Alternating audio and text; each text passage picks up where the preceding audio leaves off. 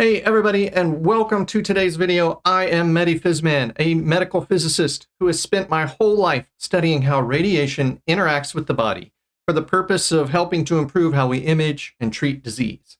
Not only am I a scientist, but I am also a big buff of scientific history. And so I am super excited about today's video because we are going to talk about this, the discovery of the X-ray by this man, William Conrad Röntgen, one of my all-time favorite scientists. In December 1895, he published this paper, Über einen neuen Art von Strahlen, or on a new kind of ray. Now, my German grandma is rolling over in her grave right now at how bad my pronunciation was there, so I apologize for that. But we know that Röntgen published his paper in December 1895, and within 1 year, there had already been over 1,000 publications and over 50 books written about X-rays and their characteristics and how they can be used for medicine. And in 1901, Röntgen was awarded the very first Nobel Prize for his discovery, rightfully so.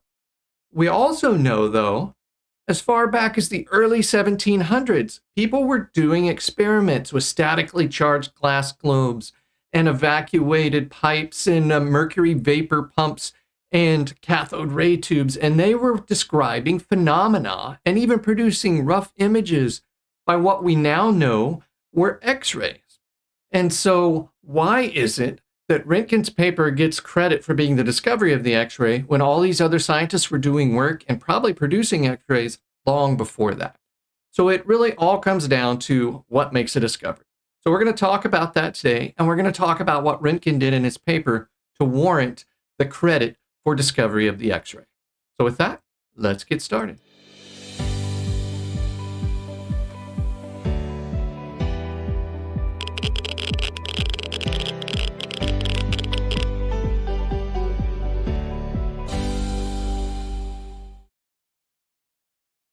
Okay, so what makes a discovery? Now, there's no official rule book, scientific rule book published I know about this is what makes a discovery, but from what I've learned over the course of my career and what I've read, it basically comes down to you do some experiments, you notice something, some new phenomena. So you hypothesize, you say, hey, something new's happening here. You identify, here it is, can you see it? And you give it a name. You study it, you describe its properties, you talk about how to use it, and then you take all that information, everything you've learned, and you put it into a publication and you publish it and you let other people read it in a way that they could also go out and reproduce your experiments and see for themselves what happens. So all of this, in my opinion, if you do all that and you're the first one to do it, then yes, you get credit for the discovery. So let's talk about people who worked previously to Röntgen, who were doing things that could have been the discovery of the X-ray. If you look in 1709, Francis Houseby, he did a lot of experiments, published and presented this paper about statically charged glass globes. So he had some globes, and some of them were covered in wax, partially covered in wax. And he noticed that when he would statically charge them and touch them, that he would see this burst of light and see what he said was the shadow, or he could see his hand through the opaque wax. So it would suddenly appear. And so what we think is happening is you had the static charge. When he touched it, it was discharged. The electrons were accelerated, slamming into things, creating X-rays. So when electrons slam into things, they create X-rays, which created luminescence in the wax. And so what we were seeing was basically electroluminescence. But I think he was actually creating X-rays when he did this.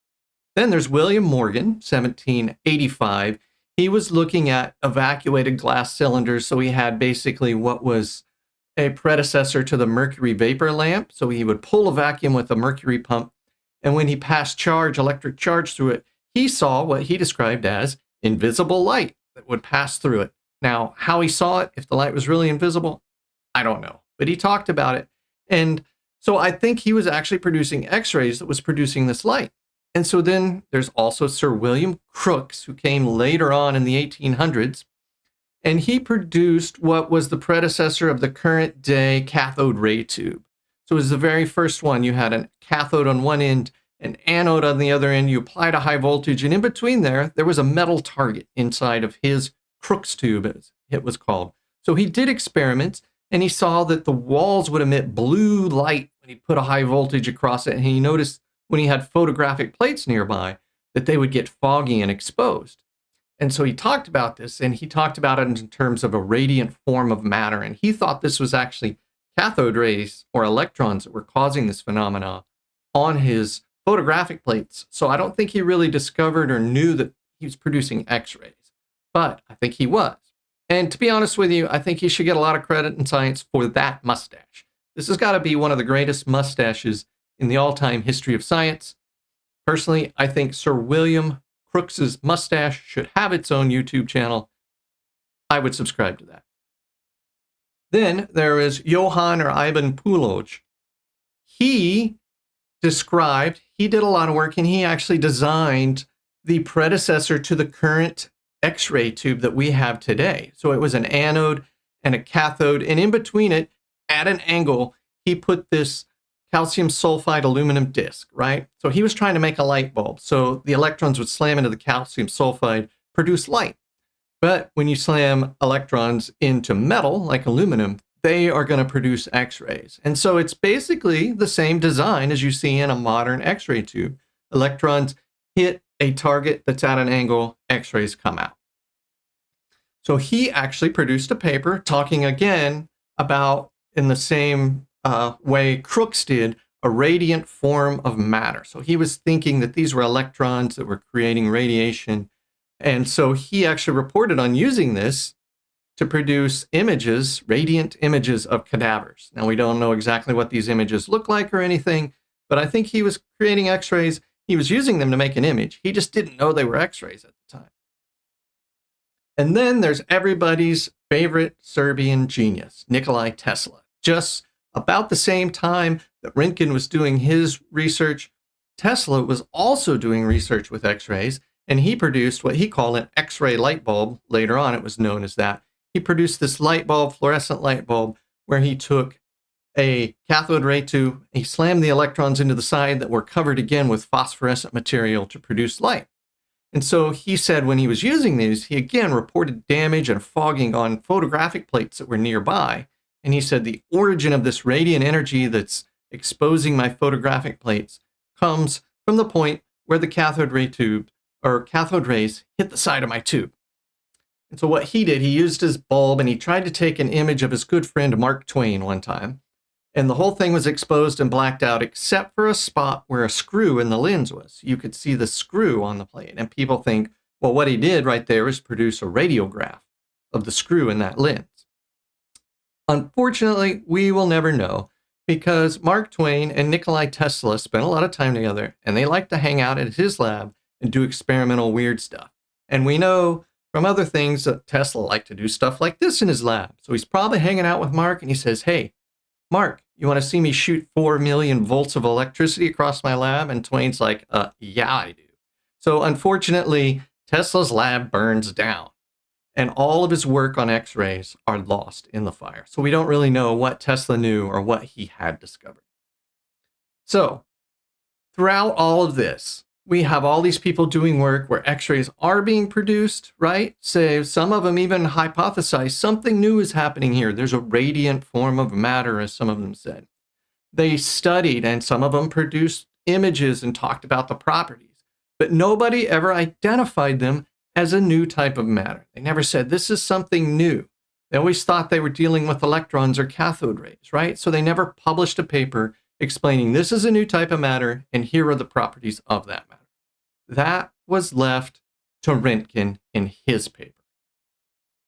And so, as you can imagine, we're going to discuss Röntgen's paper. We are going down that rabbit hole, and we're going to look at his paper and look at all the cool stuff he did in that paper. All right, Röntgen's paper. In page 1, paragraph 1, he explains he was doing some experiments with some Crookes tubes, and he noticed fluorescence on some screens across the room. He also noticed visible light being produced from his Crookes tube. So we wondered, is this from things that are producing the visible light, or what's producing this fluorescence? So what he did is he took his Crookes tube and he covered it in opaque paper. So now the visible light can't get out. He then turned it on and he saw the fluorescence show up again. It still showed up on his fluorescent screen across the room, Even if he turned the screen around so it's not facing his Crookes tube, it was still there. And at a distance of up to 2 meters, he could still see fluorescence. So this led him to say, hey, something is being produced that can penetrate this black paper. And it's not visible light, because visible light and other types of light can't get through this paper, right? So something new is happening here. So he hypothesized he's producing something new. There's a new kind of ray. He then says, okay, he does what every self-respecting scientist is going to do. He starts grabbing things. He grabs a couple packs of cards, probably the cards he used to cheat Baccarat and maybe, even Henri Curie out of money. He grabs a pack of cards, he puts it in. He says, look, whatever's being produced can go through these cards. It can go through the tinfoil I used to wrap yesterday's sandwich in. A couple pieces of wood, he grabs those, puts it in. Nope, still penetrates that. Even a 1,000-page book. Whatever's being produced can penetrate straight through all of those things and produce the fluorescence. So he even grabs a sheet of aluminum. So he says a sheet of aluminum, 15 millimeters thick, still allowed the X-rays to pass. Aha! So there it is, the very first use of the word X-ray ever in the history of humanity. He says, I will call them X-rays for the sake of brevity, because he didn't know what they were. He knew they were something different.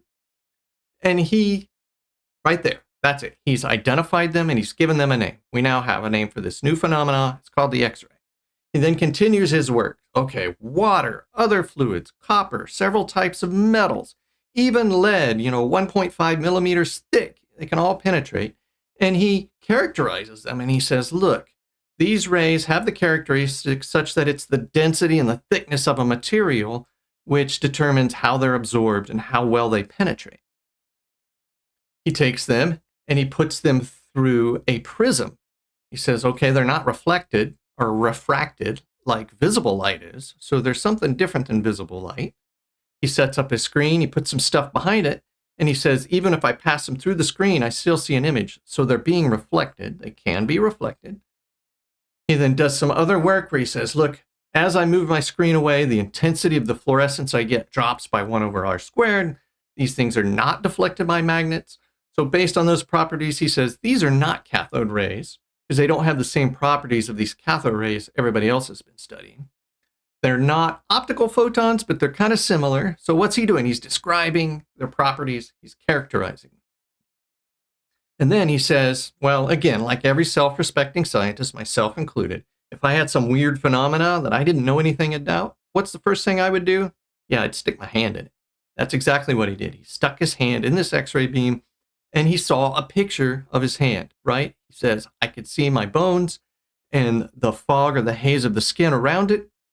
And so this was the very first X-ray image of Röntgen's hand.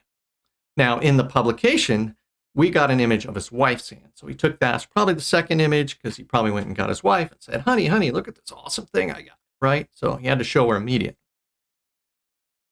So he says, I have observed and photographed shadows and pictures. He even takes it and says, I'm going to put it outside. I'm going to shoot him through my door. And he got an image of his door. So this is basically the very first X-ray composition analysis anybody ever did. Shot X-rays through to see what something was made of. You could also think of it this way. This was the very first radiation shielding survey. Where's the shielding in my wall at? Where do I need more shielding? That sort of thing. Right here in Röntgen's paper. So he did a lot in this very first paper, right? He published it. He then, over the course of this work, what we saw in this paper, so he's hypothesized something new. He's identified it, gave it a name. He studied, described all the properties of it. He put all that together in a publication, published it for the world to see, and completely changed the course of humanity, in my opinion. So Röntgen publishes his paper in 1895, and within 1 year, you had already had the demonstration of the use of X-rays for medical imaging to help diagnose and treat different diseases and conditions. You saw the use of X-ray imaging on the battlefield to help diagnose soldiers' injuries and treat soldiers' injuries. And then in the early 1900s, you saw the development of mobile X-ray units. And as the century continued, you saw the development of dedicated radiology and medical imaging departments that used X-ray imaging to diagnose an ever-expanding wide array of diseases and conditions. And then In 1967, you saw the next big change. You saw the development of computed axial tomography, CAT scans. By 1971, we had our very first dedicated CT scanner. And on the very first patient they scanned, they were able to diagnose a brain lesion in that patient. For the first time, non-invasively. They didn't have to put anything into that patient's brain to diagnose this lesion for the first time ever in history. And so that just set off an ever-expanding development of radiography, digital radiography, organ-specific radiography, 4D CT, image-guided radiotherapy. All these things have happened since then. And that's just the medical imaging applications. What about in other areas of science? In 1963, they strapped an X-ray imager to a rocket, shot it into space, and got the first images of X-ray emission from the sun, developing a whole new area of astronomy, X-ray astronomy. So now they can image X-ray emission from large planets, from not so planets, smaller things, big things like, I don't know, black holes, nebulas. They can use X-ray imaging to better understand the fundamental nature of our universe around us. And then think about this also. In 1951, from the lab of Rosalind Franklin came photograph 51. This was an X-ray diffraction image of DNA, and it helped us decode the shape and makeup of DNA.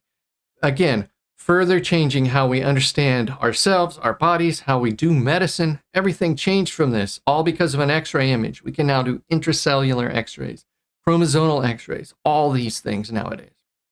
All of this stemming from this first paper created by William Röntgen, one of the greatest scientists ever. Well, okay, Willie, don't get full of yourself. This was a great discovery, but you're still a scientist, so let's keep it together. But anyway, guys, that's what I have.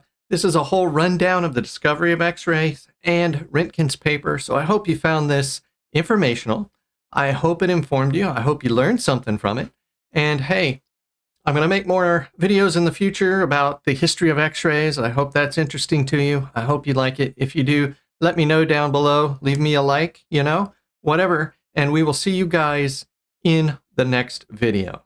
Oh, and if you just noticed what the hawk did there at the end when he landed, leave that down below. The first person to tell me what the hawk did when he landed, I will give you a shout out in my next video if you leave me a comment down below. So talk to you later, guys. Thanks.